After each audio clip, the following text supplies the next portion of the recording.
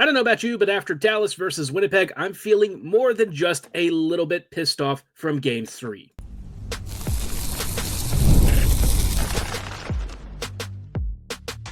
You're Locked On Jets, your daily podcast on the Winnipeg Jets, part of the Locked On Podcast Network, your team every day. Hey friends, and welcome to tonight's episode of Locked On Winnipeg Jets, part of the Locked On Podcast Network, your team every day. I'm your host, Harrison Lee, an avid Winnipeg Jets fan and an online blogger. You can follow me on Twitter at HLivingLoco and at LO_Winnipeg Jets. Thanks for making Locked On Jets your first listen of the day every day. If you like what you're hearing, be sure to like, follow, and subscribe on all of your favorite podcasting platforms and YouTube. Doing so, of course, is always free of charge and ensures you never miss another episode.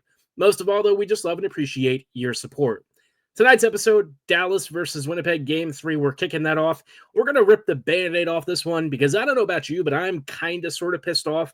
And it's not from the usual stuff, right? The Jets had a bad road game, don't get me wrong. And look, to preface all of what I'm about to say, the Jets did not deserve to win Game 3.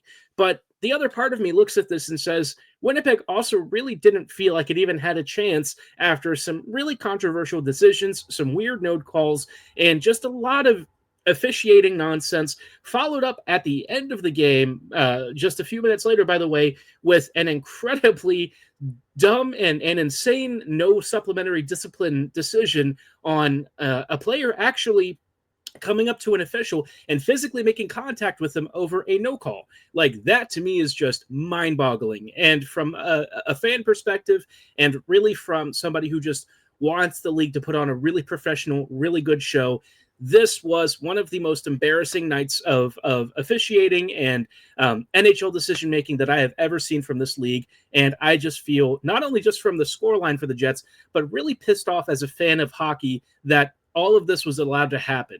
But, you know, for a league that, let's be real, is kind of a joke sometimes, it's not really shocking. But we'll dive into the specifics of this game, the much happier Game 2 at home, and really kind of railing against some of the stuff that's happened throughout this playoffs in just a brief moment. Before we dive into my rant-filled moment here, just wanted to let you know that today's episode is brought to you by Monarch Money. Take control of your finances with Monarch Money. Use code LOCKEDONNHL at monarchmoney.com for 50% off your first year. So, you ready? Let's pull up a chair and chat about Game 3. Now, like I said, I'm going to preface this immediately and say that Winnipeg was not good enough to win Game 3 on its own merits purely. The power play was very bad. 0 for 3 in tonight's game, and what is it? 1 for 12 on the series, something like that.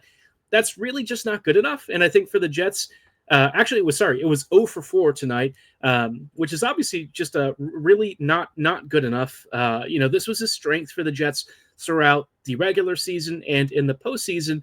Even with the full unit healthy and back to full strength, they're trying to make tweaks. They're trying to figure something out. And instead, the Jets are really struggling to create any sort of dangerous look on their own power play. On the other end of things, the Stars' power play hasn't exactly hit pay dirt a ton, but it's been enough to put the Jets behind early. And in this game, just 2 minutes into the game, not even that, for the first 30 seconds, the Jets got an early penalty, Niederreiter high-sticking somebody stupidly and just really needlessly. And then, towards the end of the first power play, then Morrissey gets called on a bit of a silly trip. I don't know if I necessarily agreed with it, but it was enough to put the Jets already behind the 8 ball, and Roope Hintz obviously made them pay on a Rantanen pass right towards the slot. He tips it home. Hellebuck didn't really have too much of a chance, and, just like that, Dallas, not even a couple of minutes in, gets on the board.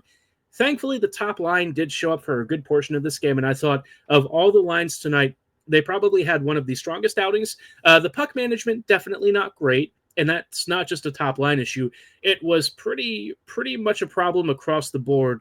But Kyle Connor did have a really gritty goal, working below the goal line, getting a nice wrap around and beating a flopping Ottinger in net and managed to tie it. And then, things were feeling good. You thought the Jets were starting to come back. And then a bit of a blown scenario where there was a delayed penalty. Niederreiter tripped somebody behind the net. A bunch of Jets were chasing him below the goal line and all this stuff, and everyone was out of position. It led to Thomas Harley being alone in the slot. He rips it home, and, it's like, good Lord, man. It just feels like every time something goes right for the Jets on the road, something happens to really take away from it. And then the second period happened, and guess what? The Jets actually played pretty competent-ish hockey. They started getting back into the game at 5v5. They had some power plays that they didn't score on, but then Nino Niederreiter sort of atoned for his really rough first period where he just looked honestly below replacement level and managed to tie it, and you thought things were feeling really good. Also, big note on that one, Josh Morrissey absolutely snapping ankles after he also didn't have the world's best first period. Been a really rough playoffs for him in general, and so it's good to see him kind of do the Josh Morrissey stuff that we're used to. But then the third period hit, and this is when all hell broke loose. So it all started with so there were some interesting non-calls that were even heading up to this. One where there was a late hit into the boards, or really into the benches, about 4 to 5 seconds after the whistle had already blown. So that to me should have been some sort of misconduct or a roughing minor, whatever you want to call it, just a really unacceptable play and no call. There was also a situation where Marchment, he protested a lack of a tripping call, which I could argue, I could see his frustration and displeasure, and I feel like he had a case there. What he then did was to tap the official on the leg with his stick, and you just cannot do that. Now, the ref has the ability to let it go, and he did in this case, which I think is fair if you think that you don't want to impact the game flow, right? I get it from that perspective. But then we found out just a little bit ago that the league is not going to discipline Marchment, which, wow, okay. Obviously, point number 3 tonight, we're going to talk about the NHL really embarrassing itself throughout a lot of this playoffs, and this is just, for me, one of the worst managed games I've ever seen. But that was all building up to the creme de la creme of the Petrovic goal. If you missed this one, it was certainly the most controversial moment of the entire night. Petrovic came around the goal line, and in my mind, he made a very clear, distinct kicking motion. Now, it was small and subtle, but it was enough to where it looked to me like he kind of propelled the puck. And it went through a couple of sticks and then deflected off of Hellebuck's blade and into the net. Now, you guess what the league said? They said Hellebuck basically propelled the puck into his own net, even despite the Petrovic kick, right? They seem to acknowledge Petrovic did, in fact, kick the puck, which, by their own rule, if Hellebuck makes contact with that puck, it is no goal. But instead, with his blade specifically, but apparently that doesn't matter. Apparently they're just going to make up the rules. So I don't really get it. I know where they're going with this logic, but to me, the offending player is Petrovic in this case. He made a kicking motion, whether it was intended to go to a stick or not. The outcome is the same. It went basically off of Hellebuck and in. So to me, that looks like an offensive kicking motion, which would be a no goal. But apparently the NHL didn't agree. And then from there on, it took like 8-ish minutes for that review to happen. And after Winnipeg had started to really build up some 5v5 momentum, that just killed it right there. And then not only that, but then just, a minute or so after the Petrovic goal, then Rantanen scores one. He walks through the whole Jets defense. And I think at this point, Winnipeg just started to feel the wheels really coming off. That decision really rattled the team. Hellebuck didn't really seem confident as much. The team itself started to collapse. And, then Wyatt Johnston, towards the end of the third period, added an insurance goal. And the Jets just really never got much going. So it felt like that stupid Petrovic moment that really should not have taken nearly 8 minutes to decide that Hellebuck put it in his own net, just kind of killed whatever chance the Jets had. Now, I'm not going to sit here and make excuses for the Jets. They're responsible for everything that happens after that third goal, right? That is on them for not being able to really stay tough with it. But I also kind of look at it as a situation where if I was a player in that moment, I'd be losing my freaking mind. I'd be livid. And really it just feels like it took away from what should have been a really good back and forth even game. For whatever mistakes the Jets made, they at least were in it until that moment. And then everything just fell apart. So, yeah, that's the end of my rant. We're going to talk a little more later and rant a little bit, but I also want to couch a little bit of this with some positivity, right?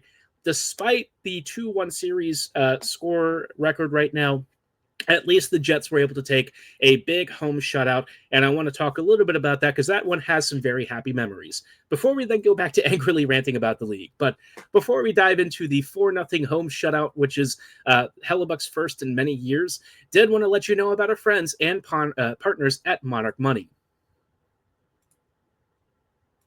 You ever looked at your bank account and wondered where the heck all your money went? Between dining out, online shopping, and entertainment, it's easy to lose track. That's where Monarch Money comes in. It's your personal CFO giving you full visibility and control over your finances.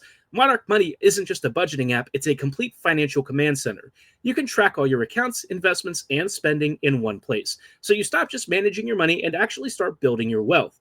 It's an all-in-one convenience app that you don't have to sort through tons of different applications to track individual parts. You can do all of it, including goal setting, in one place. And you can find out just how much you're spending on those food delivery services. Maybe you want to spend a little bit less. Maybe you don't need all those streaming services. And if you've got a spouse or partner, there are collaborative tools so you can always stay on the same page, stress-free.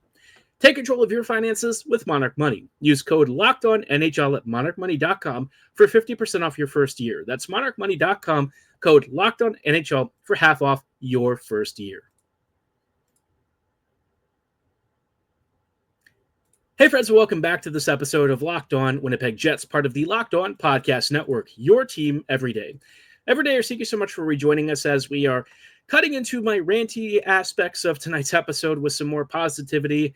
The Jets, at least on home ice, did split the series before moving to Game 3. And obviously the home game was a happy moment. The Jets won 4-0. Hellebuyck gets one of his rare playoff shutouts. And this game just felt like the Jets kind of doing what they do best at 5v5 for the most part, barring maybe 10 to 15 minutes where Dallas was pushing back. Winnipeg was very good. They generally controlled play. They even scored a rare power play goal, which is obviously not something we often see. And guess who scored the power play goal? It was Gabe Vilardi, which we all love. Assisted by, of course, Nick Ehlers. We all are happy to see him get an assist there. And then, of course, Ehlers factoring in again later in this game. He had a goal off of an opponent's skate, which was a little bit funky. But you know what? We will take it all the same. It's always a great moment to see him, even if, you could argue it's a little bit freaky. It was supposed to be a pass to Scheifele, but you know what? We take it. It's a goal. We're all happy for it. And of course, the Jets from then on just kind of continued to play pretty strong hockey. I would say if I'm looking to shout out some guys, I think everyone pretty much stepped up, but DeMello had a strong game. He had a multi-point night as well. Ehlers recording a 3-point night. Scheifele quietly having a pretty productive evening. I thought he looked dangerous and committed. Lowry getting in on the scoring too. A very gritty goal from DeMello, pinging one off the backboards, and Lowry just reading and timing it perfectly. And it just felt like a really good culmination of a lot of things. Now, one of the big changes for this game was that Miller and Fleury were the third pairing, which I've been hoping for a while. Like, obviously, I would maybe look at other pairings first in some ways, or at least I was going into this game. And then Fleury put on, after having a really strong couple of games before, a great game again. Like, he just played out of his mind alongside Miller. I thought that he had a great stretch pass to Ehlers on Nick's first goal, and just continues to really show that maybe for him it really is just about having the partnership, right? Because alongside Miller, he's generally been pretty decent. You don't look at him as a guy who can maybe carry a pairing necessarily in the way that Sandberg does. But alongside a guy who's a good puck mover, he seems to be pretty stable. He's had some really good passes. I think his zone exits have been good. Every once in a while, kind of like everyone, he'll have a rough turnover, maybe in some dangerous spots, but nothing really too bad to write home about. And you look at the other options, Shen, Stanley, and he's clearly far and away better than those guys in this playoff sample. So if this continues to be his norm, I'm happy with that. Obviously the game 3, maybe Colin and Hayden won't love their games pretty much like a lot of the Jets. But road games, it is what it is, right? The Jets just seem to really struggle with those. So, look, the alternative is that you have low foot speed on your third pairing, a third pairing that Arniel can't trust really in the third period, and that tends to have their minutes limited. Fleury Miller just seems to be the pairing going forward. And if that's the case, I think that that's really good news. Now, I hope that that continues to be the case despite Game 3. Game 3 obviously is a little bit of a rough one, and so I'm kind of curious to know how Arniel reacts to it. I'm curious to know what he does with the lineup changes. And tomorrow's episode, obviously, will have previews ahead of that game. Just a word of note, I'll be on the road, so to that episode will be before we actually see practice skates. But we'll talk about some adjustments that I want to see from the Jets for Game 4. But Game 2, at least, what a home show, right? You know, if the Jets lost this game, it would put the series in a really tough spot, and I think Winnipeg would probably be on the way out to the postseason if they couldn't get it done. But they did. It was a not necessarily a must win, but as somebody else, Nick Lynham from Top Line called it, a can't lose, and the Jets didn't lose. So not only that, they put on a good 4-0 show. They proved that they can be the stronger team at 5v5, and I think that that's going to be the theme of a lot of this series, is where the Jets can outplay Dallas at even strength, right? I think the problem that I've seen, and it wasn't just in, you know, the first and third games, but also in this game too, to a point, you know, the power play really hasn't been much of a weapon. It did score early in the first game, or in the second game, but, you know, other than that, we really haven't seen it be a prominent difference maker in this series. And, you know, you need some players to step up. You know, guys like Perfetti weren't as noticeable in these first couple of games. Ehlers more noticeable than anyone. Nemesnikov really not noticeable. Appleton really struggling, generally speaking. Iafallo, I feel like he deserves to have a more elevated role. I like his shifts when he's out there. I just don't think he gets enough ice time. Niederreiter, very in and out himself, too. Barron hasn't really looked that great this series either. So it's nice when you have a 4-0 shutout at home where it feels like most guys are generally rolling and having a good one, because you know that the road games are coming up. And yeah, obviously we know from Game 3, it didn't exactly go well. So the nice thing about this series is that Winnipeg continues to enjoy home ice advantage. The biggest thing, obviously, is taking at least one on the road here in this next game, which has to be Game 4 now. If the Jets go back with a 3-1 deficit, I kind of think you're starting to look at a real bad situation. Dallas has already proven it can win on the road. The Jets have not been able to do the same. So making as many wins as you can off of a team that's still missing their number one defender is really critical. A nice home win, you know, at least is something for the Jets to have on their resume right now until they can figure out something on the road. It's going to be a tough series, right? I still think it goes to 7 games, but you know, the Jets are going to feel like they have some grievances, whether it's some of the weird officiating, some of the decision making from their own players. There just continues to be any number of things that keep holding Winnipeg back from being consistently great. So, yeah, at least this was a really nice shutout win. And I will give Hellebuyck a lot of credit for this one. He made some monster saves. I thought he looked like the kind of goalie that is not only a Vezina winner at this point, but also a very likely Hart finalist and possibly a winner as well. He is one of the 3 finalists, but in terms of actually winning it, I kind of feel like a skater is going to get it because a skater always gets it, but I don't know. Based on the regular season, if that's all you're looking at, I just don't see how you pick anyone else other than Hellebuyck. You can talk crap about whatever his playoff performances are, but when it comes to the regular season, that man is absolutely 100% without question locked into his Winnipeg performances. So, well, yeah, at least we have a big win there. It does make the margin of error a little bit larger and allow the Jets to kind of have a moment of grace for this Game 3 in case things really went pear-shaped, which, holy crap, did they? But yeah, you know, going forward, the Jets are going to have to recreate that margin of error because they have now used it up. I think if you go into Game 4 and you don't come out with some sort of a result, things are looking pretty grim. But at least for the most part, we know that home ice continues to be something of a fortress. But I think we all know that at some point, you know, the Jets are going to have to sort through all of their own issues. It would also be great if the league could be at least a little bit less embarrassing. I want to chat about that specifically because I feel like this playoffs has just about driven me insane, and it hasn't even just been in this game or this series or even the last series, but the playoffs in general. I feel like the NHL has really not coated itself in glory. We'll chat about that in just a brief moment.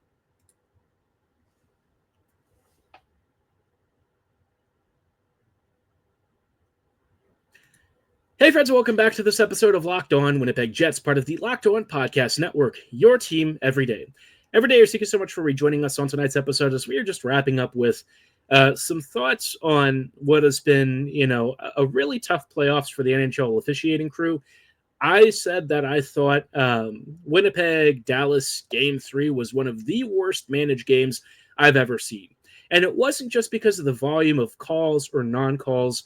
I think what really pissed me off was not only did it feel like they didn't know their officiating rules on the kicking motion, right? Look, it's a subjective rule to some degree, and I get that that is a hard review. But if you take 8 minutes and you pull out the game flow and you basically sit two teams for almost 10 minutes, that's insane. That's not acceptable. That is you basically admitting that you can't figure out your own rule and that you cannot make a decision. And if you can't make the decision, and if you don't think you have enough to overturn it, don't take 8 to 10 minutes and make everyone sit and watch as you are just trying to thumb through your pages and sit there doing nothing. The officials on the ice are sitting there with their headsets on, not able to do anything because the decision is coming from Toronto. Toronto's taking its sweet time doing whatever, and everyone's just sitting there waiting for something to happen. And it takes away all of the flow of the game. And I feel like that moment in this Game 3 really put the Jets way off. Now, I will also completely say that it is Winnipeg's responsibility to remain sharp, to remain tough, and to not let this moment get to it. So that is all true. But by the same token, the league should not be invading and encroaching on the game in this way, in such an invasive, disruptive way that makes you almost wait like the entire length of an intermission. Intermission's what, 15-ish, 20-ish minutes? This is almost half that, which is crazy to me. In the middle of a game. It's kind of like, that very funny Ovechkin ceremony that they had when he broke the record. Like, the Isles at the time were still chasing a playoff win and a playoff spot, and you have this in the middle of their own game. I'm sure that probably rubbed them the wrong way. Now, was it a great ceremony? Absolutely, and I think pretty much it would have happened to any team, even if it wasn't the Caps, in their own arena. But stuff like this, it just makes me feel like the NHL is a Mickey Mouse league. And then, the icing on the cake is the Marchment thing, right? Now, look, Marchment had right to be aggrieved with the official. He could complain, absolutely, but to stick tap the official and then not only not get penalized for it, but then not receive any supplementary discipline from the league is beer league. It's bush league. It's unacceptable. Every sports league out there usually does a really good job of protecting its officials. There are some leagues where you can't even approach the ref without getting into some serious heat. And yet, not only did this situation transpire because the ref, I don't disagree with his assessment that it was a tap and he didn't need to do too much about it, but the league itself should say, okay, fine in the moment, don't interrupt the game flow, but you are going to have to sit at least a game because that's really not acceptable. That is a dangerous precedent to set. If you allow NHL officials to become targets of player abuse, whether it's minor or major, you are putting yourself and your staff in a very vulnerable position. Imagine if a Jets player got really pissed at an official not making a call, not making a favorable decision, or even, upholding the Petrovic goal, and they decided to take it out on an official, right? I would be saying the same thing. I'd be asking for that player to be suspended because that's just not acceptable behavior.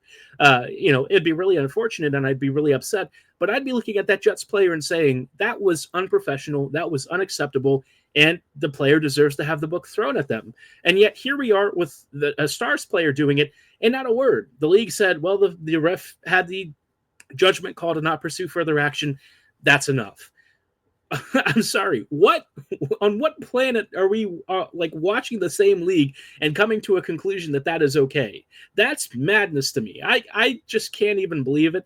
And for a league that throughout this playoffs has had really poor officiating, where there have been inconsistencies in calls, there have been some really massive no calls that have really decided some big outcomes in games. I'm looking at Edmonton, Vegas a couple of nights ago when, sure, it was funny that Vegas lost, but let's be real, right? That was a very bad no call in overtime that Draisaitl was then able to capitalize on.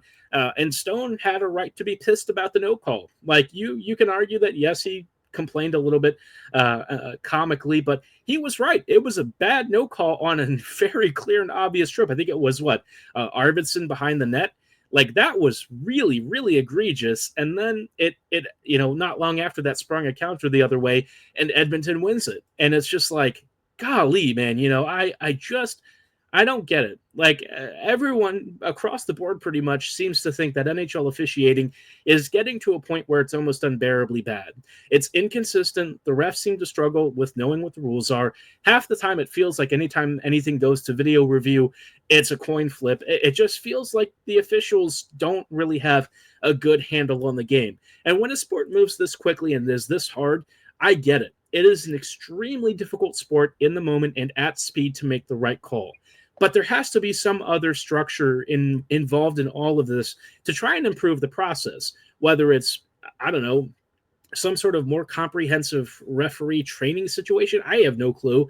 I would imagine that all these guys come with a fairly decent amount of experience, maybe at lower levels. Maybe they work their way up, obviously. That's a thing that happens. But it just feels like the recent crop the past few years has really struggled with the rule book and game management.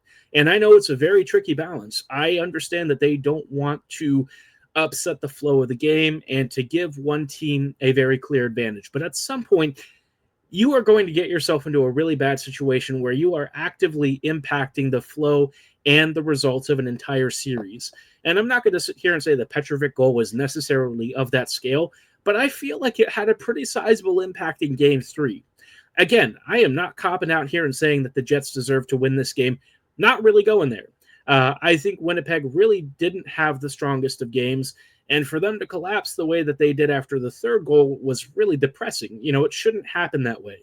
But by the same token, if the players were upset and Arniel was upset, I think that they do have a right to be. The referees should not be inserting themselves in the way that they have during this postseason.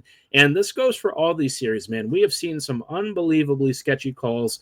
I'm seeing people right now, as I'm sitting here recording this, complaining about some of the calls in Florida, Toronto. And it's like, yeah, no surprise. It's been a bit of a theme this postseason. So, this league has all the eyes on it. It has so much attention. The playoffs are like the best time of the year, and it just feels like the league is just falling flat on its face yet again, man. Like, come on. This is a professional league that just people outside of hockey fandom sometimes or even frequently don't take seriously. And seeing stuff like this, man, it really doesn't help the cause. So, yeah, very frustrated. I feel like some of this frustration with the officiating has kind of been building up into this. And sometimes the Jets benefit from it, sometimes they don't. But I think at the end of the day, Winnipeg is going to have to figure out, how to get through all the BS, right? This team has to be better than whatever nonsense it deals with. And if it can't, then it just doesn't deserve to win a cup. I still feel pretty good about the series. I'm not going to be losing my mind over the series scoreline right now.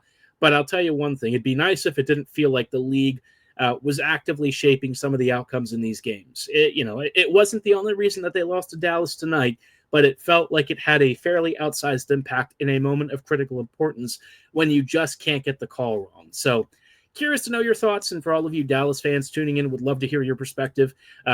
I've seen a lot of mixed opinions on stuff. I've even seen some Stars fans saying the goal shouldn't have counted and it felt kind of disruptive to the game, but would love to hear your thoughts below or at my social medias at HLLivingLoco and at LO_Winnipeg Jets. But for tonight's episode, that's going to be all the time that we have. Tomorrow we'll have previews and thoughts on adjustments heading into Game 4. But for tonight's show, like I said, that's all the time that we have. Thank you so much for listening. Have a great night. And as always, go Jets, go.